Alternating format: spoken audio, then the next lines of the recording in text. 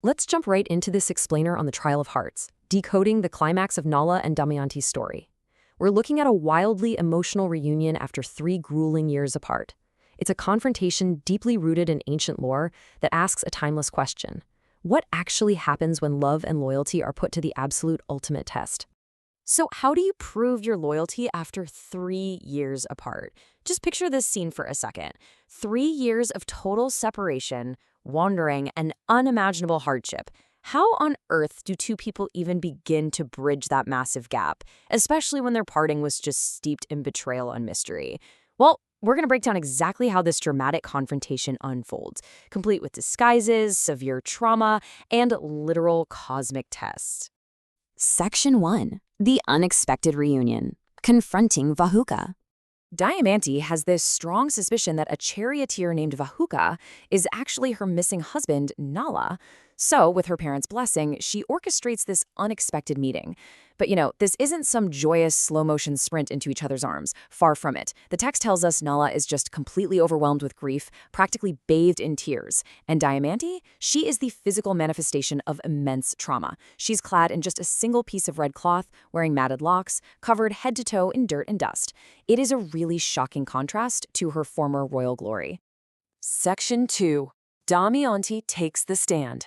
The accusation. She kicks things off with what feels like a high-stakes cross-examination. Crying these plentiful tears of sorrow, Damayanti straight up asks how a virtuous man, someone who knows his duty, could just walk away from his sleeping, unoffending wife in the middle of some dangerous woods. She fiercely reminds him of their sacred marriage vows. Remember, she chose him over the gods themselves. She demands to know, reading from the text here, "Oh, where was that vow when he deserted me? A vow taken before the fire and the celestials themselves." It is the ultimate relationship standoff. Both lovers feel incredibly betrayed, and that sets up this dual defense that really drives the tension through the roof. Damayanti's grievance is super clear. She was abandoned while she was asleep and vulnerable.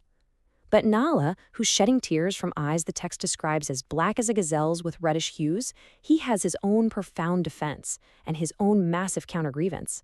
See, Nala's defense rests on something totally beyond his control. Supernatural possession. He tells her that losing his kingdom and abandoning her, those weren't his choices. It was the work of Kali. He explains that back when Damayanti was lamenting in the woods, she actually cursed Kali. And because of that very curse, this sinful spirit possessed Nala, burning inside him, quote, like fire within fire. He was literally being consumed from the inside out. But he didn't just give up. To end their sorrows, he fought back and defeated this entity through incredibly harsh disciplines.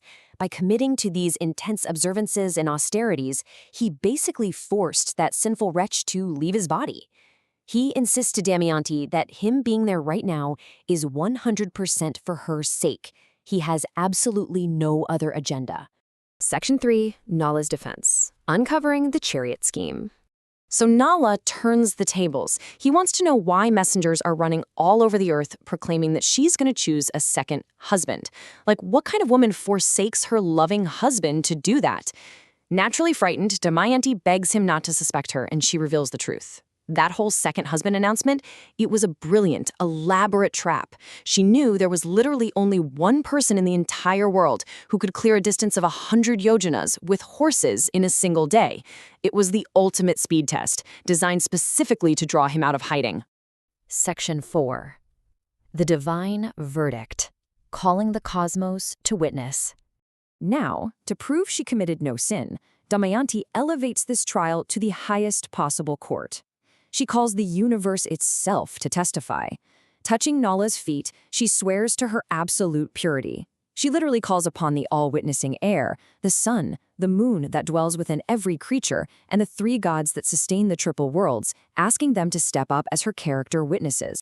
And this just brilliantly illustrates the immense stakes we're dealing with here. She says, "May the all-witnessing air that courses through this world take my life if I have committed any sin." She is literally staking her own life on the absolute truth of her loyalty. She boldly demands that these ultimate cosmic forces either verify her purity on the spot or strike her down that very day. It's an incredibly powerful moment, human truth demanding divine validation. And guess what? The universe answers. Immediately, the wind god speaks from the sky, ruling right in Damayanti's favor. He tells Nala that she has well guarded the honor of his family and even enhanced it. The wind god confirms that the celestials have been protecting her and witnessing her innocence this whole time. The scheme was entirely for Nala's sake. So the verdict is crystal clear. Cast aside all suspicion and be reunited. The cosmos itself physically rejoices at this truth. A shower of celestial flowers falls from above, divine kettle drums start playing, and auspicious breezes blow. Witnessing these undeniable absolute wonders, Namala finally casts away every remaining shred of doubt. Section 5. Restoration and Joy. Reunited in the 4th year. With the truth fully revealed, Nala undergoes this stunning transformation. He remembers the king of serpents, puts on a pure garment, and sheds his disguise, totally regaining his native, righteous form. Seeing him restored, Damayanti just embraces him, weeping aloud. The family is finally reunited. She buries her face in his chest, sighing heavily as years of grief just wash away, while Nala stands there clasping his dust-covered, smiling wife. This timeline really encapsulates the grand scope of their epic struggle. From the initial loss of their kingdom at year 0 through 3 incredibly long years of divine protection and profound earthly suffering in the forest, we arrive right here. The couple spends the night sharing stories of their exile with one another. Finally, in the 4th year, Nala is fully reunited with his wife. Their trial is officially over, and they once again experience the highest bliss. As the text so beautifully puts it, Damayanti, upon recovering her lord, rejoices exceedingly, like tender plants receiving a shower of rain. Her weariness vanishes entirely. Her anxieties are just completely dispelled. She blazes forth in beauty, swelling with joy, her universal balance beautifully restored. It's described just like a night illuminated by the bright disk of the moon. This explainer really leads us to ponder the incredible, enduring power of loyalty and truth, especially in the face of absolute despair. Think about it. When everything is taken away from you, your kingdom, your appearance, even your partner's trust, is unwavering devotion the true magic that calls the universe itself to your defense?